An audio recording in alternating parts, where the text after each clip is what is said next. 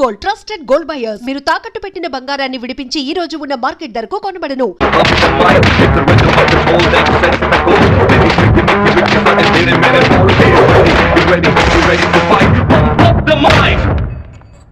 సత్తిగా cycle గాలి కొట్టా tyre puncture అయింది. రే మాదయ్య దాన్ని అతికించు అన్నా. హ్యాండ్ బార్ బెండ్ చేయాలన్నా. హ్యాండ్ బార్ బెండా నేను తీస్తాను.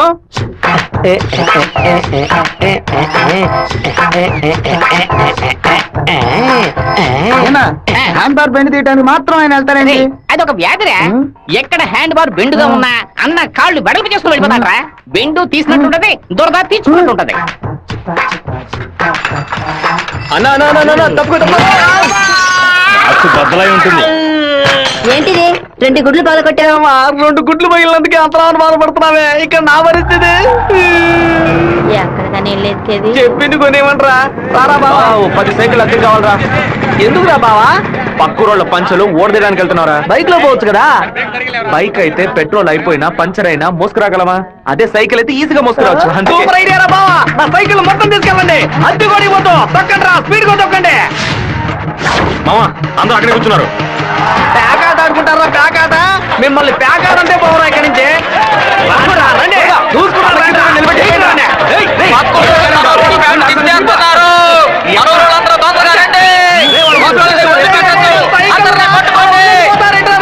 అయ్యో సైకిల్ నెత్తి మీద పెట్టుకుని పారిపోవద్దని చెప్పాడు. ఇలా వదిలేసారేంట్రారే? ఒక్కడిని కూడా వదిలిపెట్టద్దు, అందరినీ పట్టుకోండి. ఇలా వరకు తీస్తున్నావేంట్రా? గోలీ సోడా ఇప్పించావంటే దాహం తీస్తుంది. సైకిల్ తీసుకెళ్ళడానికి వాళ్ళు ఇక్కడికే రావాలి. అందరూ అట్టగా కూర్చోండి. అందరూ కూర్చోండి. పెట్టించాడు, నువ్వు ఖాళీ చేయించావు. నీ సైకిల్ సేఫ్ గా ఉండాలి అంతేగా. చెప్పరా మామా? సరే మామా, ఇప్పుడు చూడే జరుగుతుంది. పొలంలో ఉన్న గడ్డి వాములన్నీ తగలబడిపోతున్నాయి. అందరూ బకెట్ తో నీళ్లు తీసుకురండి.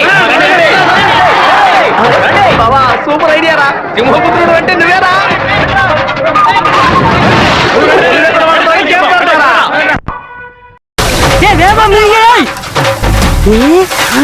పెంటి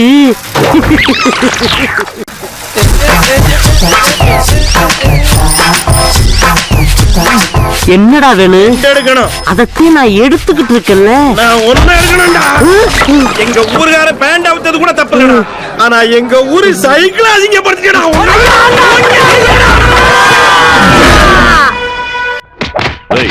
భైరవుడి గుడికి దండం పెట్టుకోవడానికి వెళ్ళినోళ్ళు అమ్మవారి గుడి బయట ఏం చేస్తా ఉంటారా? గుడికి వచ్చిన వాళ్ళు గొంతు కోసేద్దామని ప్లాన్ వేశారా? మీ ఊళ్ళో ఎగిరే కాకి కూడా మా ఊరు అమ్మవారి జాతరలో కనిపించకూడదు. అయ్యా ట్రావెల్స్ బాయ్ లోపల వెయిట్ చేస్తున్నాడు. కాఫీ అందరూ బాగున్నారా? అందరూ బాగున్నారా? ఎలా ఉన్నారు బాయ్? అయ్యా నమస్కారం. ఉండు నేను పిలుస్తాను. అమ్మ నాయనా శివ, మీ నాన్న బయటికి వెళ్ళారు, వచ్చి టిఫిన్ తిరండు.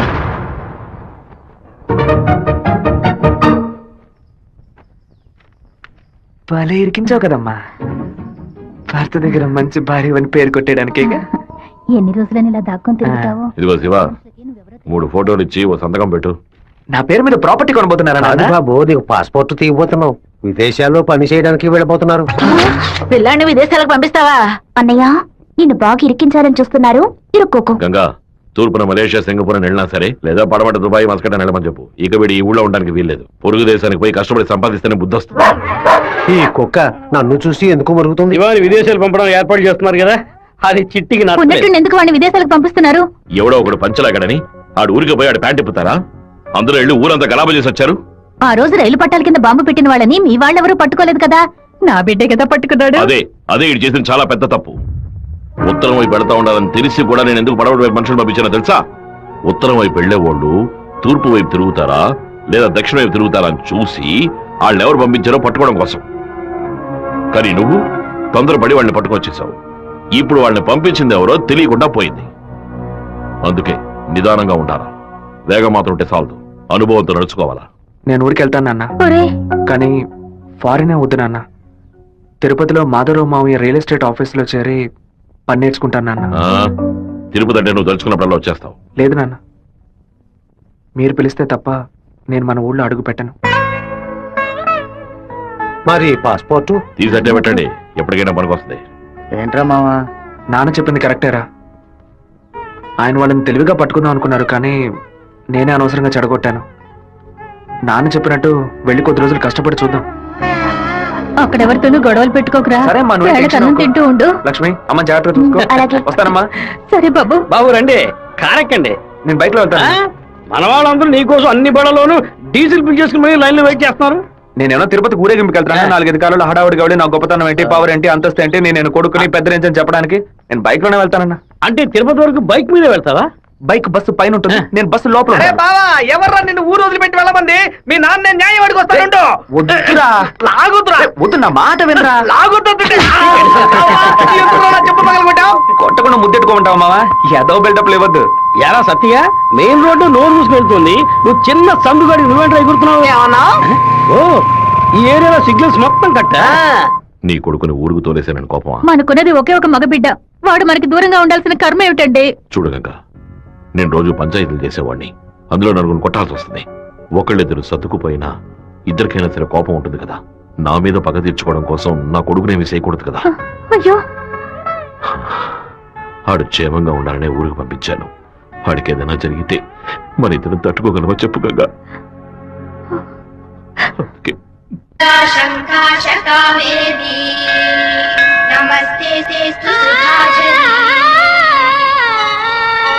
శ్రీరంగరంగనాథుని దివ్య అంటున్నాడండి.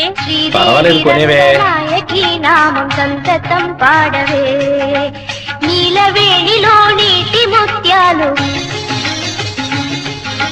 కృష్ణవేణిలో అలల గీతాలు. బలికి దొరకూడదు, బలికి దొరకూడదు, దొరకూడదు.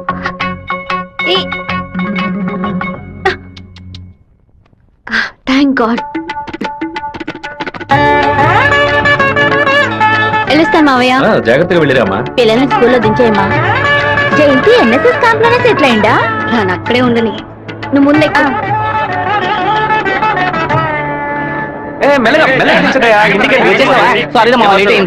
మన వాళ్ళు ఎలా ఉన్నారు? ఓనరు అందరూ నీకోసం వెయిట్ చేస్తున్నారు. సరే వెళ్ళి బైక్ జాగ్రత్తగా దింపించరా, వచ్చేస్తాను. అలాగే.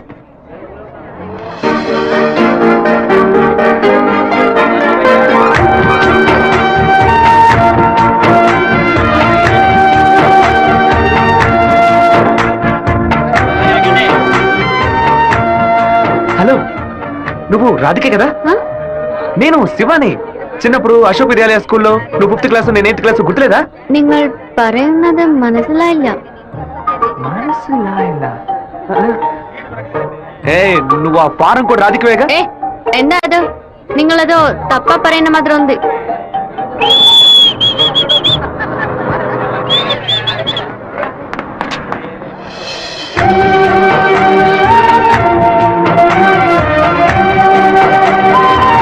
ఏంటమ్మా చెప్పబెట్టడా బస్ ఎక్కిసావేంటి? ఏం లేదురా, ఒక అమ్మాయిని చూశాను, నాతో చదువుకున్న రాధిక లేదు, తల్లాగా అనిపించింది, వెళ్ళి అడిగితే కాదంది. సరే సరే రా వెళ్దాం. మాధవరావు అన్న ఎదురు చూస్తున్నాడు. మాధవరావు నీకు బాబాయ్ కదా? రే అవన్నీ తర్వాత మాట్లాడుకుందాం, ముందు బండి ఎక్కరా. ఈ ఆఫీస్ ఇంకా అలాగే ఉందంటే.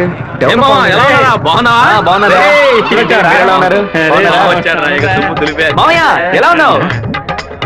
లోనికి రా. ఏమైంది మామయ్య? లోనికి రా ఏమైందో చెప్పు. రేయ్, ఇక మీద నన్ను మామ అని పిలవద్దు, అన్నా అని పిలవాలి. హే మామయ్య, ఏమైందిరా నీకు? అవునరా, ఇందాక ఏ మామ అన్నావు, ఇప్పుడు రే మామ అంటున్నావు, ఇంకా సేపు అయితే నీయో మామ అంటావు. ఇదిగో చూడు, ఇక్కడ నేను ఓనర్, నేను వర్కర్వే. పిలిస్తే అయ్యగారని పిలువు, లేదంటే అన్నా అని పిలువు. అయితే అత్తయ్య వదిలేని పిలవనా? నా కాపురంలో నిప్పులు పోయికురా, దాని ముందు కావాలంటే మామయ్య అని పిలువు. ఇదిగో అన్న 7 గంటల డాక్యుమెంట్స్ ఇచ్చాడు. బాబాయ్ అన్న అని పిలిచే సన్నాసురా నువ్వు. మావయ్యని అన్నయ్య అని పిలవబోయే వెధవరా నువ్వు. నువ్వు పెద్ద మూర్ఖుడు. ఊరుకున్నాం, ములక్కాన్నాం. రే, ఇక్కడ నాకంటూ ఒక మర్యాద క్రియేట్ చేసుకున్నాను రా. ముందెళ్ళి పని నేర్చుకోరా. సరే నువ్వు వచ్చే. ఊళ్ళో ఉన్నప్పుడు కుర్ర కుంకులతో కలిసి ముందు కొట్టడం ఎంత పెద్ద తప్పు ఇప్పుడు కదా నాకు అర్థమైసి వస్తుంది. జాగ్రత్త గారు, బడి తాలూకు లెక్కలు తీసుకొని రమ్మన్నారు. వెంటనే రమ్మన్నారన్నా. చివరి మధ్యలో వచ్చే పెట్టవా? దొండపోతు 32 లక్షలకి ఈ తండ్రి ఓకే అయిందరా. కాస్త ఎక్కువ అనిపిస్తాను తమ్ముడా. ఏం సుబ్బారావు, అయ్యా, మన సుబ్రహ్మణ్యం గారు ఇల్లు కట్టారే, దానికి ఎంత ఖర్చు అన్నారు? 1100 స్క్వేర్ ఫీటు 8 లక్షలు అయింది అన్నాడు. అయితే 2000 చదరపు అడుగులకి ఇంచుమించు 30 లక్షలు కదా అవ్వాలి. ఇల్లు అంటే ఏదో అందం చందం అని పై ఖర్చులు ఉంటాయి. ఇది వరుసగా గదుల్లో కట్టడమే కదా. కాంట్రాక్ట్ తీసుకుంటే పెద్ద కంపెనీ అయితే వెండితో తలుపు చేసి బంగారపు తాళాలు ఇస్తాడా ఏంటి?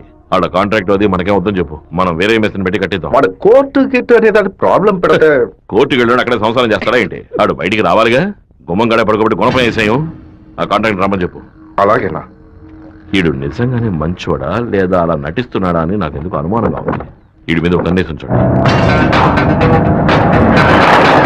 దొండపొట్ట నీకు ఈ పంచ అవసరం వల్ల స్కూల్ నక్కల నుంచి సున్నం పూస నక్కల వరకు వాడిని చూపించాలా? ఓ 50,000 ఓట్లు నాకు వెయ్యమని చేయి చూపించి వెళ్ళిపోయాడు. అందరికి మీటింగ్లు పెట్టి గొంతు చిరిగేలా అరిచి ప్రతి ఇంటికి వెళ్లి ఓటు అడిగి వాడు ఇచ్చిన కుళ్ళిపోయిన గంజిని పులిసిపోయిన పాయసాన్ని ఆ టైంలో తాగి ఇంటికి వచ్చి నోట్లు చేయి పెట్టి వాంతి తీసుకుని నేనే కదా. అయ్యో ఇవాళ ఏం జరుగుతుందో. వీరభద్రాన్ని లేపేస్తే పోతుంది. లేపేస్తావా? 5 లక్షలు ఇస్తాను. బయట 10 లక్షల కారు ఉంది, అది కూడా ఇస్తాను. లేపేస్తావా? నేనా? నీ వల్ల కాదు కదా. దొండపోత వీరభద్రానికి ఎదురు తిరగమంటే వెనక తిరిగి అందరూ పారిపోతున్నారు. కుక్క పని చేసి బోరు కొట్టిపోయిందిరా. ఇక మీద నక్క పని చేయటమే బెటర్. వీరభద్రం కాంట్రాక్టర్ చూడగానే నరుకుతా చంపుతాని డైలాగ్లు మాట్లాడతాడు. దాన్ని యూజ్ చేసుకుని మన రామగిరి రామరాజుతో కాంట్రాక్టర్ ని లేపేద్దాం. ఆ హత్య చేసింది వీరభద్రం అని చెప్తాం. వాడిప్పుడు అలాంటి పనులు చేయట్లేదన్నా. యా కొడుకు పోయిన దగ్గర నుంచి అవన్నీ వదిలేశాడు. అవే కొడుకుపోతే ఆ లెవెల్ దిగలైపోతాం. అవును, శోకంలో కల్లా పెద్దది పుత్ర శోకం. ఆ వీరభద్రం గాడు 15 ఏళ్ల క్రితం వాడు అబ్బా పోయినప్పుడు ఏడ్చుంటాడు. వాడు అబ్బా తర్వాత వాడింట్లో చావలేదు కదా, అందుకే గంభీరంగా ఉన్నాడు. వాడు చతికిల పడాలంటే వాడు కొడుకుని లేపేయాలి. వాడి కొడుకు ఇప్పుడు ఊళ్ళోనే లేడే, తిరుపతిలో ఏదో ఉద్యోగం చేస్తున్నాడంట. మన పని ఇంకా ఈజీ అయింది. రైట్, మన తిరుపతి ఓబ్లేస్ గారికి ఫోన్ కొట్టు. ఎమ్మెల్యే ఫోన్ చేస్తున్నాడు. ఎలా ఉన్నావు ఓబ్లేస్? సడన్ గా విషయం ఏంటి? ఫోన్ పెట్టేయన్నా, నేను చూసుకుంటాను. రై పీటర్ గారిని రమ్మను.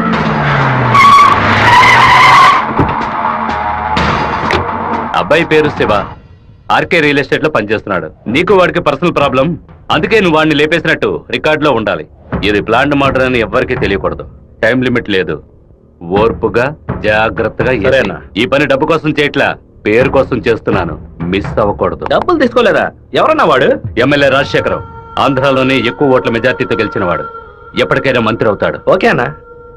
మరి వాసు, శివన్ తీసుకుపోయి రేణుగుంట పక్కన ఉన్న మన లేఅవుట్ చూపించు. సరేనా? కుమారు, ఎయిర్పోర్ట్ పక్కన 4 ఫ్లాట్లు రీసేల్కి వచ్చింది. మలేషియా నుంచి ఒక పార్టీ కొట్టడానికి వచ్చింది. చుట్టుపక్కల వాళ్ళకి తెలియదు బాక బేరం చేయబడతారు. ఎయిర్పోర్ట్ పక్కన ప్లాట్. రేణుగుంట ఎయిర్పోర్ట్ డెవలప్మెంట్ కి పక్కన ఉన్న ల్యాండ్స్ అన్ని గవర్నమెంట్ తీసుకుంటుందని విన్నాను. అది ఎక్కడ జరుగుతురా? రియల్ ఎస్టేట్ యూనియన్ చేత స్టాండర్డ్ తెప్పించాం కదా.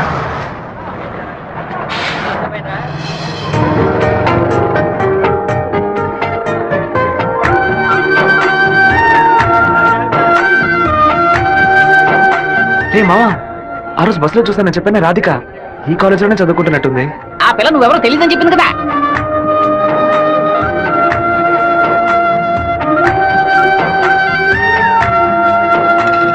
ముస్టేసే స్టైల్ కూడా అలాగే ఉందిరా. ముష్టెత్తి గొడవలో రకరకాలు ఉన్నాయి, కానీ ముష్టేడు మాత్రం అందరూ ఒకే రకంగా వేస్తారా? ముస్టేయడంలో కూడా తేడా ఉంటుంది.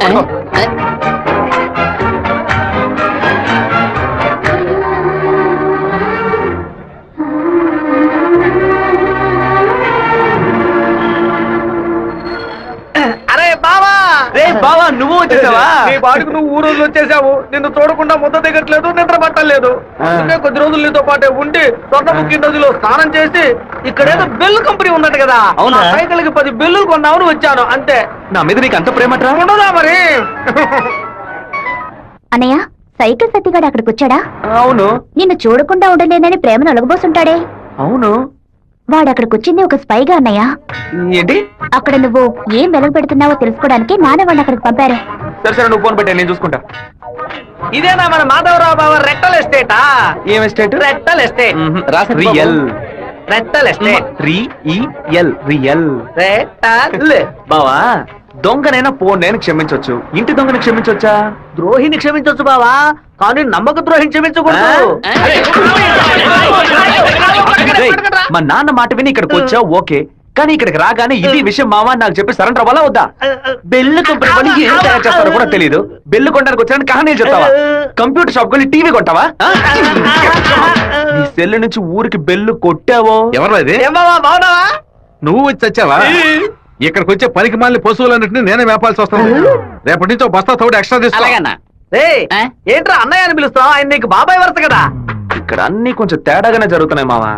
బాబాయిని మామయ్య అని పిలవాలి, మామయ్యని అన్న అని పిలవాలి, అత్తయ్యని వదిన అని పిలవాలి. అక్కడ మాట కూడా మాట్లాడుతున్నా, మీనింగ్లే మారిపోతాయి.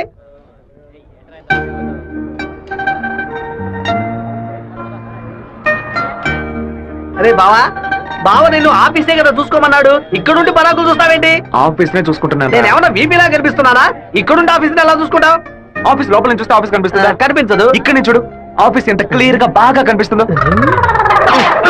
నీకు అవసరమా? నీకు అవసరమా? అవసరం నీకు ఇవన్నీ? విమల ఎవడే? తనకి మెసేజ్ చేస్తున్నాను.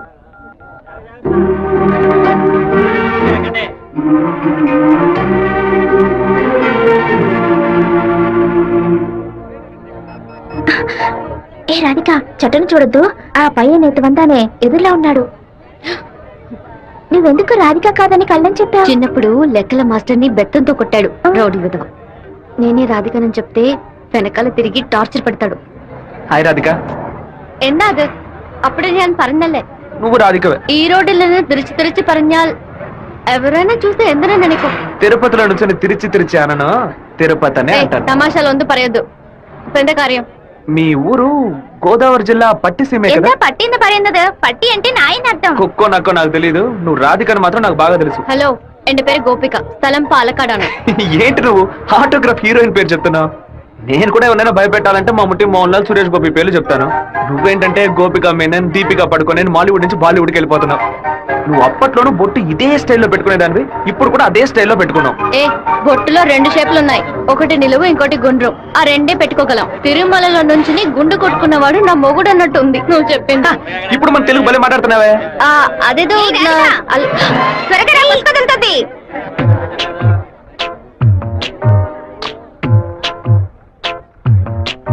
ఆ సూర్యుడు రాగానే చెదిరిపడు వెన్నెలే నువ్వే, నన్నే చూసాకే బెదిరినావే పిల్ల.